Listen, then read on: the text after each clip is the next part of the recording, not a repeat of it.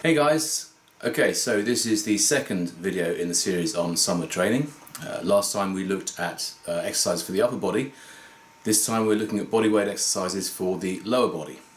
Now I should first say that for those of you who've done weight training in the past, you may have looked at the upper body exercises and think they're too easy and they don't apply to you. That's fair enough. What I would say, however, is that these lower body exercises are different. I would strongly urge all of you to spend several weeks working on these lower body exercises. They will develop your strength and coordination, and they will leave you feeling sore afterwards, and you must stretch and warm down. One final point I would add is that technique is paramount. I would much rather you do 4 or 5 reps of an exercise with good form than 15 reps with poor form. So having said all that, let's have a look at the exercises. To begin with, you're going to need to be aware of your posture, and in particular the angle of your pelvis. Here you can see Alex moves from a slumped position into a strong position by rotating his pelvis forward. This means he can hold his back straight without arching his spine. This is the same position we use in the boat as we rock over after the finish. It's also the same position we use when we do deadlifts and squats. Let's take a look at what you need to do. These are regular squats, which you should do as part of your warm-up. The critical point here is that Alex is keeping his heels on the floor and his pelvis in a strong position, and he's going as deep as possible. This is what you need to avoid. You're not trying to get your head as low as possible, so don't round your back or leave your pelvis in a weak position. Okay, we have 4 exercises to do. First off is the single leg squat. If you're a beginner, you can start off with a trailing leg going behind you, which some people call the prawn style.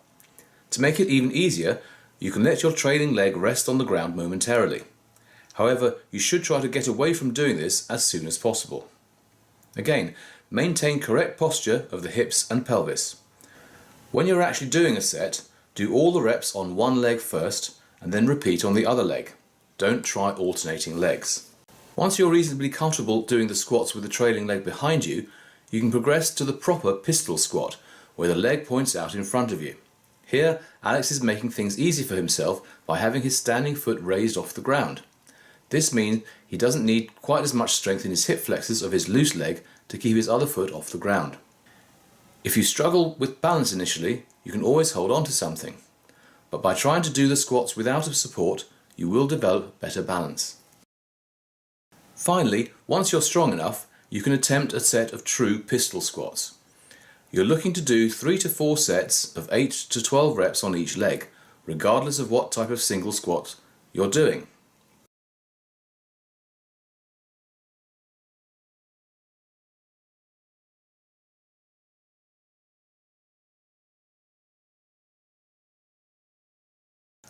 Make sure you are in full control when you go down. Don't let yourself collapse to the floor like Alex is demonstrating here. If you can control your movement on the way down, you will develop your strength significantly better.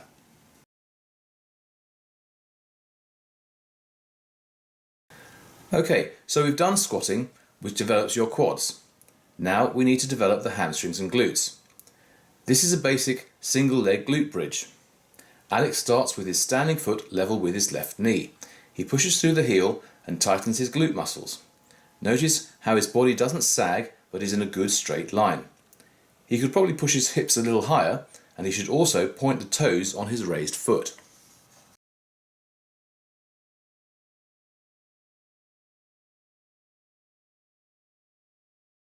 To make it harder, you can raise your standing foot. Use something deep enough, a block of wood or a thick book. Here Alex is using an old solid camera case.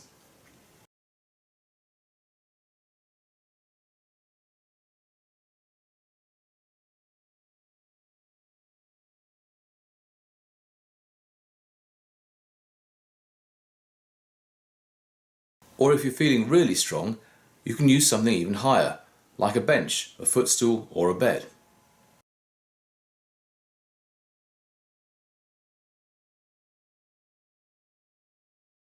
Next, we have some lunges.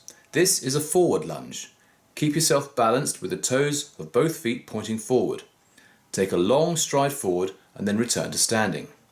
The technical point here is to make sure your leading knee doesn't go further forward than the ankle.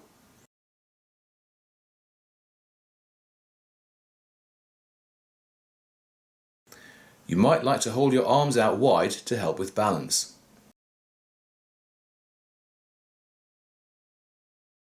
Once you can do forward lunges, you can make things harder by carrying a weight. Here, Alex is using some dumbbells, but you can hold a heavy book or even wear a backpack. To change things up, you could do a reverse lunge. Exactly the same principles apply here as to the forward lunge.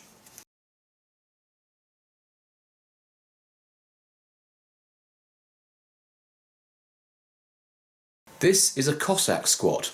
It's a great combination of a lunge and a squat. Start with a wide stride and squat down deeply on one leg. Notice the position of the other foot, toes pointing vertically. For this exercise, alternate legs, so 10 reps means 5 on each leg. And finally, we have the single leg RDL, or single leg straight leg deadlift. This calls for a lot of control of your balance. Make sure you hinge at the hips to maintain a strong pelvis position. You're trying to form a T shape. This is also a glute and hamstring exercise, so you'll want to try keeping your standing leg reasonably straight. When you come back up, focus on contracting the glute muscle and the hamstrings and bringing the hips through by tilting the pelvis.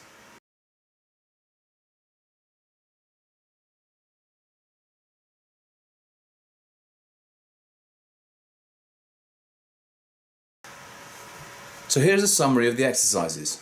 You should complete all the reps and sets for one exercise before moving on to the next. Make sure you record everything you do in the training log. A link will be posted on Facebook.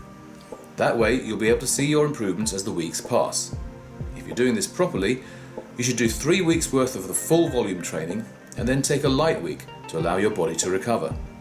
A light week is 50% volume. So for example, if you've gotten up to doing 4 sets of 12 press-ups and 4 sets of 8 pull-ups, then your light week will be 2 sets of 6 press-ups and 2 sets of 4 pull-ups.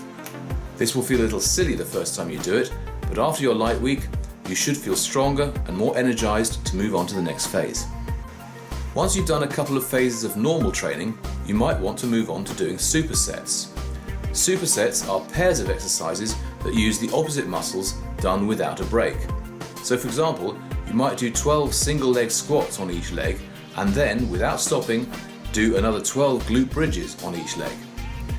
Obviously, the rest between sets is longer because you've been working harder. So that's it for this video. If you have any questions, leave a comment below or get in touch on Facebook. Have a great summer. Until next time, cheers.